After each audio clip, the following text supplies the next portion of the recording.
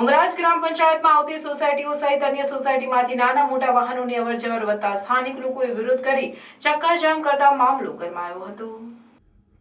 ભરૂચ દહેજ bypass road પર flyover બ્રિજની કામગીરી ચાલી રહી છે, જેના કારણે શ્રવણ ચોકડી સહિતના રોડ પર ભારે ટ્રાફિક જામની સ્થિતિ સર્જાઈ રહી છે। ટ્રાફિક જામની સ્થિતિથી મુક્તિ મેળવવા વાહન વ્યવહારથી ધમધમતા દહેજ બાયપાસ રોડ પરના વાહન ચાલકો મુખ્ય રોડ છોડી પાસે આવેલી નંદિની પાર્ક, યોગી પાર્ક સહિત 6 જેટલી સોસાયટીમાંથી છેલ્લા કેટલાક દિવસોથી પસાર થઈ રહ્યા છે, જેથી સોસાયટીના રહીશોને હાલાકી પડવા સાથે અકસ્માતનો ભય પણ સતાવી રહ્યો હોય, જેના કારણે સ્થાનિકો રોડ પર ઉતરી આવ્યા હતા અને વાહનોને અટકાવી દેતા વાહનોની લાંબી લાઈનો પડી હતી। સ્થાનિકોએ અહીંથી પસાર થતા વાહનો બંધ કરવા પોલીસ તેમજ તંત્રને ઉગ્ર રજૂઆત કરી હતી।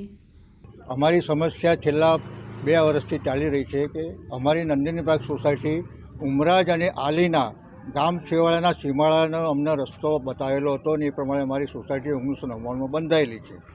છેલ્લા 1.5-2 વર્ષથી ઉમરાજ પાટિયાથી અવિરતપણે હાઈવેનો ટ્રાફિક અહીંયા ડાયવર્ટ થઈ રહ્યો છે અને એમાં 4 વ્હીલરો, મોટી ગાડીઓ, જેસીબી અને બસો, લક્ઝરી બસો કે જે કંપનીઓના કામદારોને લઈ જવા માટે સવારથી 6 વાગ્યાથી સાંજના 10 વાગ્યા સુધી, એના લીધે અમારા અવર જવર પર બહુ પ્રતિબંધ આવી ગયો છે। અમારા બાળકોને જીવનું જોખમ હોય છે, અમારા મકાનના હરીબરણા ખોલી શકાતા નથી। આ સંબંધે અમે સંબંધિત અધિકારીઓને છેલ્લા વર્ષથી રજૂઆત કરતા આવ્યા છે, પણ કોઈ નિરાકરણ આવતું નથી। તો અમારી મુખ્ય માગણી છે કે આ જે રસ્તો ગામ સિવાળાનો છે એ સોસાયટીના અવર જવર પૂરતો જ રહેવો જોઈએ, જેવી કે યોગી પાર્ક અને નંદિની પાર્ક।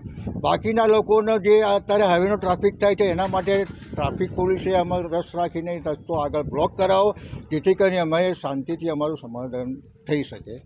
હા, અહીંયા અમારી સોસાયટીનો રસ્તો છે આ, અને અત્યાર સુધી નોર્મલ લોકોની અવર જવર હતી જે ગામ તરફથી આવે એ બાજુથી, પણ હવે છેલ્લા થોડા સમયથી અહીંયા હાઈવેનો ટ્રાફિક બધો અહીંયા ડાયવર્ટ થાય છે અને સવારથી જ શરૂ થઈ જાય છે। એટલે અમારી જે લાઇનમાં જે રોડ ઉપરના ઘર છે ને એ લોકો કોઈ ઘરની બહાર નીકળી નથી શકતા, પોતાના ગેટની બહાર પણ નથી નીકળી શકતા, કારણ કે બેક ટુ બેક બધી ગાડીઓ જતી હોય છે। એટલે નાના બાળકો પણ નથી નીકળી શકતા, વૃદ્ધો પણ નથી નીકળી શકતા, અકસ્માતનો પણ ભય રહે છે। ઘરની બહાર પાર્ક કરેલા વાહનોને પણ એ લોકો એક્સિડન્ટ કરીને જતા રહે છે અને આખો દિવસ આવું ચાલુ રહે છે। એટલે નોઇઝ પોલ્યુશન પણ રહે છે, બધાની મેન્ટલ હેલ્થ પણ બગડી છે, સ્વભાવ ચીડિયો થઈ ગયો છે। અમે અનેક વખત રજૂઆત કરી છે આ મુદ્દા ઉપર, કલેક્ટરને પણ આવેદનપત્ર આપેલું છે અને દરેક સ્તર ઉપર રજૂઆત કરેલી છે, પણ આનું કોઈ નિરાકરણ આવતું નથી। તો અમે સ્ત્રીઓ પણ ખૂબ પરેશાન છીએ, કારણ કે સાફ સફાઈનું કામ પણ ખૂબ વધી ગયું છે, બધાની હેલ્થને પણ નુકસાન થાય છે। તો પ્લીઝ અમે એવું ઈચ્છીએ છીએ કે તમે આમાં એવો કંઈક નિરાકરણ લાવો કે અમારી આ સમસ્યાનો ઉકેલ આવે।